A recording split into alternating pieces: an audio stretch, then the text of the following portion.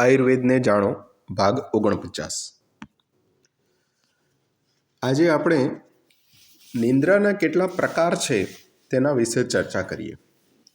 તો ચરક સંહિતામાં નિંદ્રાના 6 પ્રકાર કહેલા છે। તમો ભવા શ્લેષ્મ સમુદ્ભવા ચ મન શરીર શ્રમ સંભવા ચ આગંતુકી વ્યાધાનુવર્તિની ચ રાત્રિ સ્વભાવ પ્રભાવજા ચ નિંદ્રા। પહેલું છે તમો ભાવથી ઉત્પન્ન નિંદ્રા। આ તમો ગુણ એટલે આપણા મનના 3 ગુણ કયા છે અને 2 દોષ કયા છે।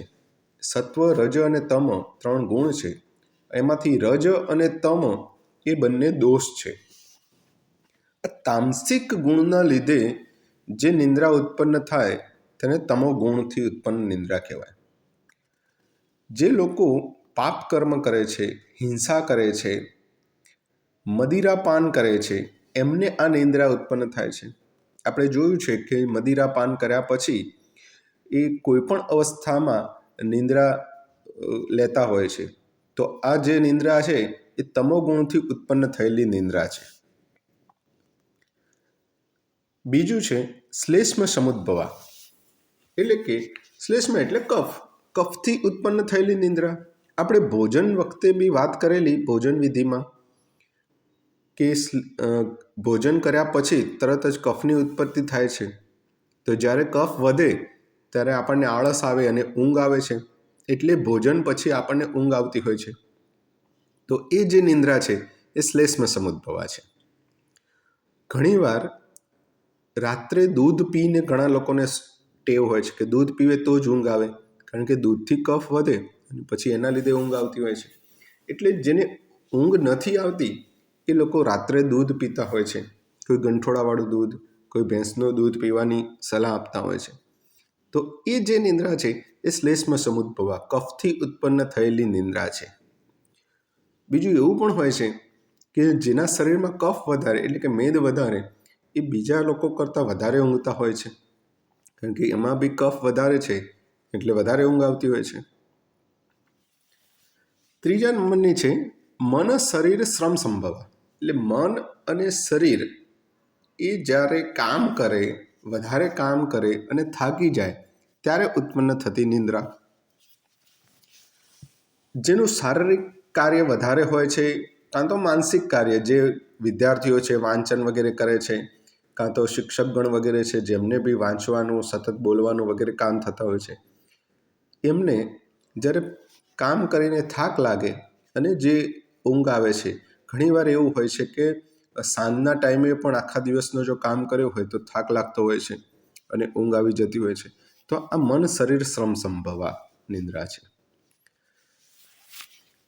ચોથું છે આગંતુકી, એટલે કે કેટલાક એવા દ્રવ્યો કે જેને સૂંઘવાથી કાં તો એવી કંઈક ઔષધિઓ કે જેનો કપાળ ઉપર લેપ લગાવવાથી ઊંઘ આવે।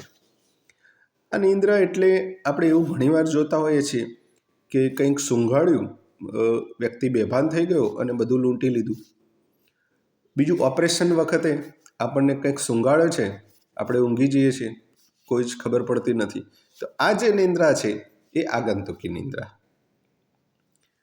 ત્યારબાદ છે વ્યાધાનુવર્તિની, કે કોઈ રોગના લીધે આવેલી નિંદ્રા। આનો અનુભવ આપણે બધાએ કર્યો હશે કે તાવ આવે છે, આખું શરીર દુખાતું હોય છે, આખો દિવસ ઊંઘી રહેવાનું મન થતું હોય છે। જે દિવસે તાવ આવ્યો હોય એ દિવસે આપણે જે નોર્મલ આપણી ઊંઘ હોય એના કરતાં વધારે ઊંઘ લેતા હોઈએ છીએ। આ સિવાય ઘણા એવા રોગો છે કે જેમાં આરામ જ કરવાનો હોય છે, કે આરામ કરવાની ઈચ્છા જ થતી હોય છે, તો આ જે રોગના લીધે જે આપણને નિંદ્રા આવે છે એ વ્યાધાનુવર્તિની નિંદ્રા।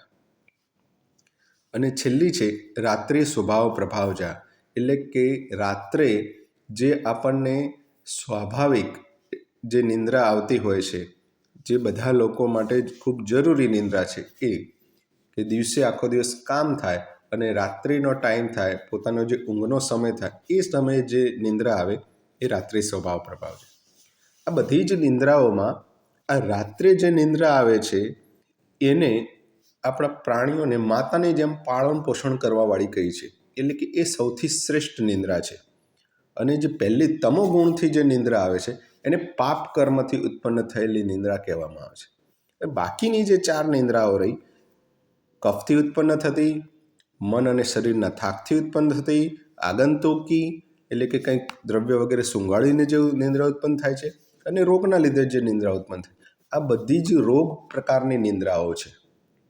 તો હંમેશા આપણી નિંદ્રા એ રાત્રિના સમયે અને સ્વાભાવિક નિંદ્રામાં આવવું જોઈએ. ઘણા લોકોને એવું બી હોય છે કે રાત્રે જમે એવું તરત સૂઈ જતા હોય છે. એ છે ને એ શ્લેષ્મ જ નિંદ્રામાં જતું રહેશે, કારણ કે જમ્યા પછી તરત તો કફ ઉત્પન્ન થયો. એટલે જે રાત્રિ સ્વભાવ નિંદ્રા છે એ રાતના જમ્યાના લગભગ 2-2.5 કલાક પછી આવી જોઈએ. એટલે રાતનું જમવાનું વહેલા કરવું જોઈએ, અને એના 2 કે 2.5 કલાક પછી જ્યારે કફ શરીરમાંથી ઓછો થઈ જાય અને પછી જે નિંદ્રા આવે એ આપણી શ્રેષ્ઠ નિંદ્રા કહેવાશે. આજે આપણે નિંદ્રાના પ્રકાર વિશે જોયું છે. કાલે એક નિંદ્રાનો એવો ભાગ જે ખૂબ જ સમાજમાં ચર્ચિત છે વિષય, એટલે કે દિવાસયન, એના વિશે આપણે ચર્ચા કરીશું. ધન્યવાદ.